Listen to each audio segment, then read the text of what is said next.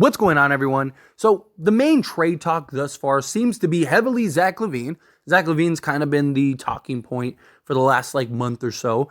And then now Dejounte Murray has came to light after Shams said, hey, keep an eye out for Dejounte Murray. The Lakers are trying to target these guys. Now, based on reports, the idea is that hey, the Lakers, they wanted to get either of these guys. They're going to have to give up an Austin Reeves. They're going to have to give up their first round picks. They have one first, a pick swap, and then 3 or 4 seconds that they could trade. That's probably all going to have to go, as well as Austin Reeves. I don't personally think the Lakers trade Austin Reeves. I just don't. The reports from the Lakers side of things seem to be hey, the Lakers don't matter. They're not trading Austin Reeves. If they can get a deal done, they'll get a deal done regardless. Time will tell. I mean, obviously that's going to be the back and forth. That's always the tactics from all parties involved, right? One side is putting out information that tries to give them some leverage and tries to, kind of paint them in the light of hey, we're playing hardball here, while the other side is trying to do the same thing in their aspect, right?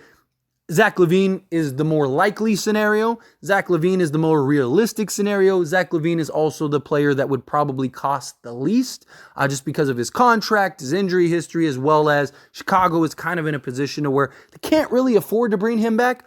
Dejounte Murray, on the other hand, right? The Atlanta Hawks, they gave up 4 firsts, essentially 3 firsts, and a pick swap. I don't really see them giving up a lot, but we will see if they go the route of a superstar or they go in the route of just complementary pieces, kind of upgrading in positions of need. So we got this updated report that says, according to Adrian Wojnarowski, in response to a question about which position the Lakers may be looking to upgrade ahead of the deadline, Adrian Wojnarowski wrote on the thread that the purple and gold are prioritizing speed and athleticism. Also followed that could the Lakers' recent struggles, their 2-5 since winning the in-season tournament, and the likely loss of the offseason signee Gabe Vincent, left knee, he's out for 8 weeks. Just for those that aren't aware, he officially underwent that surgery, so he's going to miss at least 8 weeks. They're going to reevaluate him in 8 weeks, so we'll see how that goes. But for up to 2 more months, prompt the purple and gold to emerge as a Lavine suitor. That would be a departure from the Lakers' recent preference to surround LeBron James and Anthony Davis with players on shorter deals to maintain maximum flexibility. And this was from Mark Stein. So you have Adrian Wojnarowski saying the Lakers are prioritizing athleticism, right, and speed. And then Mark Stein says that they would be kind of going off track trying to get a Zach Lavine, trying to get a superstar because they want to keep players on shorter deals and maintain maximum flexibility. But a couple things about that, right? One, both of these guys fit that athleticism, that speed that Adrian Wojnarowski mentioned, right? Both of these guys are hyper-athletic guards, got great foot speed, can apply rim pressure, right? Zach Lavine is more dynamic on the offensive side. Dejounte Murray is known more as a defensive guy, playmaker. So either of these guys would make a world of sense for the Lakers. As I mentioned, Zach Lavine is more likely to be traded than Dejounte Murray. I also personally lean more towards Zach Lavine than Dejounte Murray. It's nothing against Dejounte Murray. I think Dejounte Murray is an excellent player, but my biggest concern is just fit next to LeBron James. Dejounte Murray has struggled mightily playing off the ball. He's not a good three-point shooter. He's not a good finisher at the rim, which is another big issue and has been a knock on his career basically the entirety. So you have a guy that can't really shoot threes. He's more of pull-up. He's in the 89th percentile when it comes to pull-up jump shots, right? So he's mostly just pull-up, elevate over the top, shoot over the top type 2-point range, deep twos type of game, right? 3-point shot, he is shooting 38%, but he is a career 34%. We see what happens when guys go to the Lakers. More likely than not, he's going to fall back to his average that he's had his entire career. What's more likely? That all of a sudden, randomly, he became a 38% 3-point shooter, or that he's just having a good streak right now over the 30-game stretch that he has played, right? That's a concern. That's a problem. He also would be going to the third option, which he's never had. But more so than anything, just him playing off the ball and not having the ability to be on the ball. When he is on the ball, he is up there with the best of them as far as playmaking goes and just being that dynamic playmaker, right? But D'Lo is too, right? If you look at D'Lo's metrics, when he gets to be the point guard, I mean, he's up there. One of the best plays in all of basketball is the D'Lo Anthony Davis pick and roll. Problem is, D'Lo almost never gets the opportunity to just play point guard because of LeBron James. So, like Dejounte Murray coming in and stepping into the D'Angelo Russell role, he's going to have a lot of the same issues and a lot of the same concerns as D'Lo. Where Zach Lavine, he is the total opposite. He is excellent off the ball. 45% in catch and shoot threes. Guess what that means? He's going to be lethal alongside LeBron James because LeBron James is going to have the ball in his hands a lot. Zach Lavine will have the opportunity to go one-on-one and isolate and just go get buckets. But when he's not in that position, he is a constant threat out there on the basketball court. Dejounte Murray isn't. Teams will probably do what they do with Reeves and D'Lo and some of these other guys, which is just, hey, if Dejounte Murray hits 10 threes, then he hits 10 threes and he beats us, right? And they're still going to pack the paint and they're still going to do what they do. Can't really do that with Zach Lavine. Zach Lavine is a guy that'll go get you 50. He did it this year, right? So that's kind of where I'm at with these two.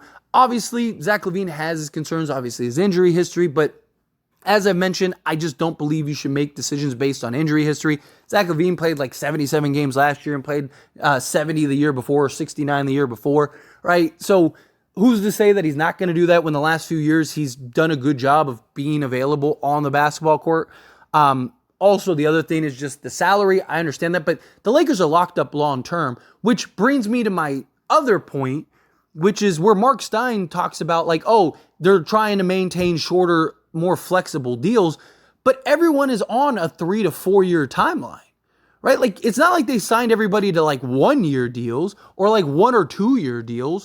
They basically re-signed Rui, Vando, D'Lo, Reeves, right? Like, they signed all these guys to 3 to 4 year deals. Same thing with Gabe Vincent, who's on a 3-year deal. They gave Anthony Davis a max extension, right? So basically, like 7 of their guys are locked up for the next like 4 years, right? So I don't know where the Mark Stein report of like, oh, they're trying to keep flexibility and they're trying to keep like, our team is our team right now, regardless for the next like 3 to 4 years, right? Like, even if the Lakers don't make a trade for Zach Lavine or Dejounte Murray or anybody for that matter, it doesn't matter. Like, they're still in the same spot. They still have the exact same roster for the next handful of years, right? So, like, going and trading for a Zach Lavine, I don't think changes anything.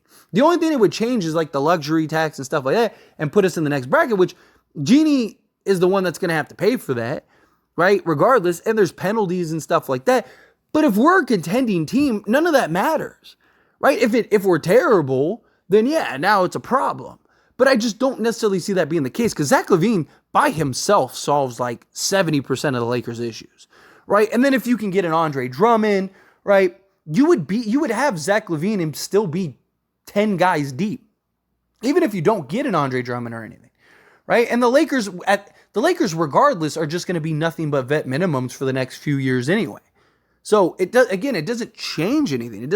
It's not like, oh, you get Zach Lavine. It's just the money that has to go out, right? And by the time his contract's up anyway, so will AD, so will LeBron, right? I mean, unless LeBron plays another 10 years, which, you don't want to put it past him at this point. But regardless, like, even if they don't go these guys, like, I have no problem. Like, I don't necessarily need a superstar superstar is the wrong word. I think superstar gets thrown around way too loosely. Another star, right? I don't think either of these two are superstars. They're like stars, borderline like all-star type players, right? So, I mean, each of them have been an all-star, right? So, I don't necessarily think that they have to go get that, right? And regardless, even if they got one of these guys, they still need other things. The only way I'd lean to Dejounte Murray more is if, like, you could get, like, a Clint Capella and maybe, like, a Sadiq Bey or something in that deal. Where it's like you could get those 3 guys for the same price as Zach Lavine and Andre Drummond, right? So at least you're getting a better upgraded center. You're getting, a guy that has fit concerns and just questions with his style of play thus far. But how much of that is with Atlanta? I do think some of it improves with the Lakers, but you also never know. But I think at that point, it's worth the risk. And I think Dejounte Murray would be easier to trade if you had to trade him rather than Zach LaVine, right? So there are pros and cons either way. But I wouldn't mind, if the Lakers just went and got, say like an Andre Drummond, a Dorian Finney-Smith, like a Royce O'Neal, and whatever else, right? Maybe can you go get, or even if you don't get what if you go get like a Valanciunas, right? Go get a Valanciunas, a Royce O'Neal, and a Dorian Finney-Smith, something like that. If you could do something, I think that would be just as good, if not better, right? Like, the only thing that I would have concerns with is that consistent third scorer, right? Because that's something that the Lakers desperately need. Because if LeBron or AD have an off game at all, the Lakers probably lose those games in the playoffs, right? So I don't know, right? I just think regardless, right, the Lakers definitely need a trade no matter what. The Lakers need a trade.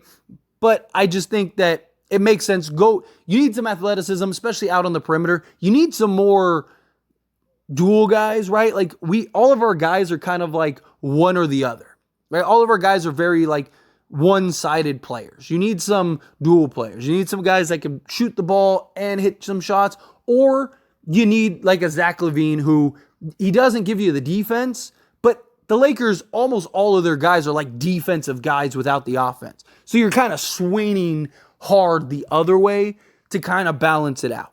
You get what I'm saying? So like, you look at like Gabe Vincent, you look at whenever Gabe Vincent gets back, but you look at Gabe Vincent, you look at Cam Reddish, you look at Jared Vanderbilt, three guys that are better defensive guys, but neither of them are really great shooters. Like Gabe Vincent was 38% in the playoffs, but for his career, in the regular season, he's 34%, 36% on a good year. So, those guys are better defenders, but they're not really great shooters.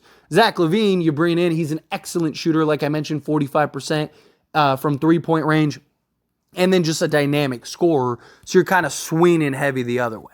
But again, as always, this is a discussion, so I pass the question on to you. Let me know your thoughts and opinions down in the comments below. What do you think?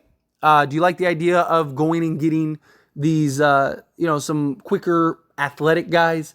Do you think no, just go get the best guys available? What kind of names come to mind with that regards? However you feel, whatever your thoughts are, I'd love to hear it. So let me know down in the comments below. That being said, if you haven't liked this video, hit that like button. Helps me out a lot. Lets me know you enjoy these types of videos, and I truly appreciate it. If you're not subscribed to the channel, hit that subscribe button. Turn on the bell notifications. Appreciate y'all. See you in the next one. Thank you.